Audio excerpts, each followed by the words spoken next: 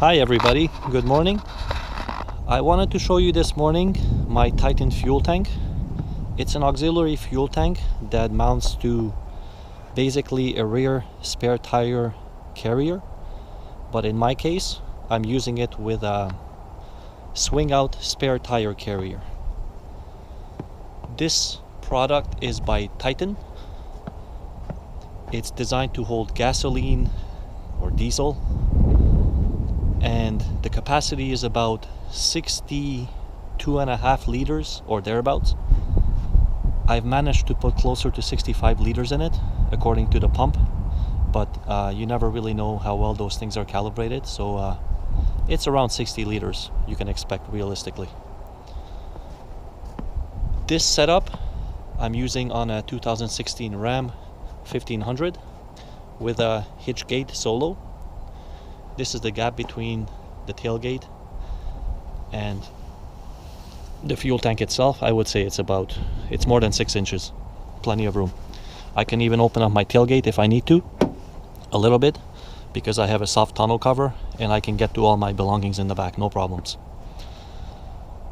My spare tire is a full-size spare, as I've shown in previous videos.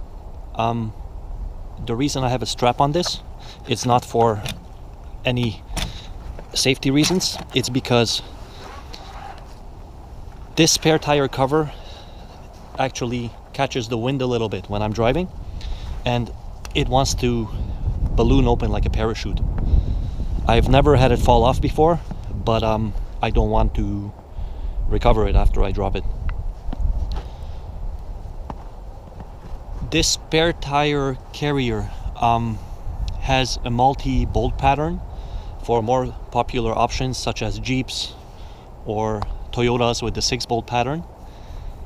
Let me zoom in on it a little bit. The back end of the hitchgate solo goes right through a big strong bracket, which this Titan fuel tank is bolted to, and then your spare tire goes in the back. So they get sandwiched together and it's pretty sturdy. There is a locking pin here, which, let me open this up for you. Excuse the noise in the background if you hear wind noise. It's a snowy morning here in Canada in January 2021. This cable that I have running all the way down is a ground strap that actually goes right into the tank to prevent any static. Well, it discharges the static, so when you're fueling it, you don't have to be concerned about igniting the fuel from static electricity.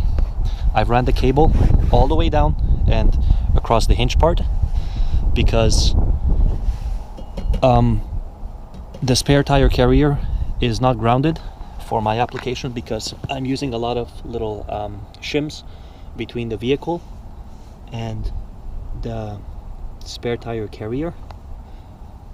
I could have grounded it at the bottom somewhere and just run the cable right here to the top, but I chose just to run one single cable down to the chassis. So it works for me. It's not the prettiest setup, but it does the job. These zip ties again are temporarily, because just to get it on the road. Let me open it for you. This is a pin that locks the assembly in. This pin comes out and you can swing it open. It is quite a strong, sturdy hinge. I've had this on the vehicle for a couple of years now, so there is some rusting happening. I never touched this up. This is the original powder coating. But a lot of things I buy, I've noticed the powder coating isn't as good as it used to be years ago. That's just my observation. Here in Canada, where I live too, the roads are salted and they use chemicals quite a lot, so these things do show signs of wear even though they're not old. The fuel tank looks like this from the inside. Again, you can see the multi-bolt pattern. You can pretty much use any modern 5 or 6 bolt applications. It seems you can even use a 4 bolt for whatever vehicle would use a 4 bolt pattern. Let me swing it open for you even more, just to show you the clearance on my truck. I can fold this out pretty much all the way to the tail light, and it's almost 180 degrees. I can swing this assembly out. I've noticed this Titan fuel carrier does weigh quite a lot when it's full of fuel, as well as my 33-inch full-size spare, which looks just like this. It's a 285/70/17, which is considered a 33-inch. To fill this up, let me get some of the snow out of the way. I do have some fuel in here from last season's camping trips, and the cap just hangs here when you refuel it, so you don't lose it. And it does have a ratchet, as you can hear. That's all you have to do, tighten it up, and there's a good seal on it. I found this really useful for remote trips where gas stations are scarce. A couple of times this really saved me in places where I really was running super low on fuel. And a simple siphon to go from the filler all the way up to your fuel tank. It's called, I believe, a jiggler valve, where the fuel gets siphoned from the Titan fuel tank to your main fuel tank by a simple hose, and it's got a little jiggler valve inside, and you just shake it to start the process, and the fuel just naturally gets transferred from high, which is the Titan fuel tank is mounted higher than the fuel tank on the vehicle, which is pretty much under the vehicle. It takes a few minutes to remove all the fuel, and I found that I don't have to, but for me to be able to get all the fuel out, I would have to tilt the vehicle slightly to the driver's side. I just find a road where it's a little bit cambered to the left, and then most of the fuel ends up being on the left side of the Titan fuel tank. And that way pretty much 60 liters are coming out, nothing really left inside.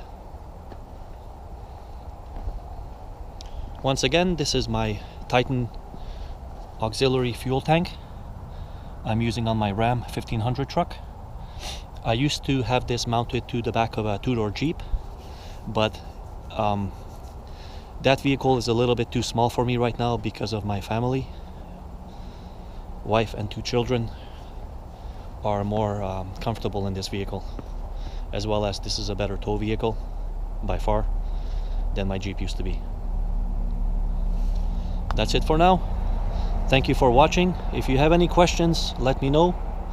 I'll put this Titan fuel tank, usually I do with all my my videos. I'll put a link to it.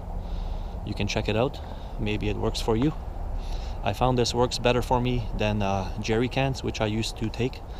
I used to take 2 or 3 plastic jerry cans, and that's just a pain for me to have to deal with. Spills and places to put those jerry cans, they do take up a lot of room. This thing sits on the back of your truck, and it doesn't take up pretty much any room. It does make your vehicle longer, of course, but that being said, I would rather have something like this outside the vehicle than inside. Alright, thank you.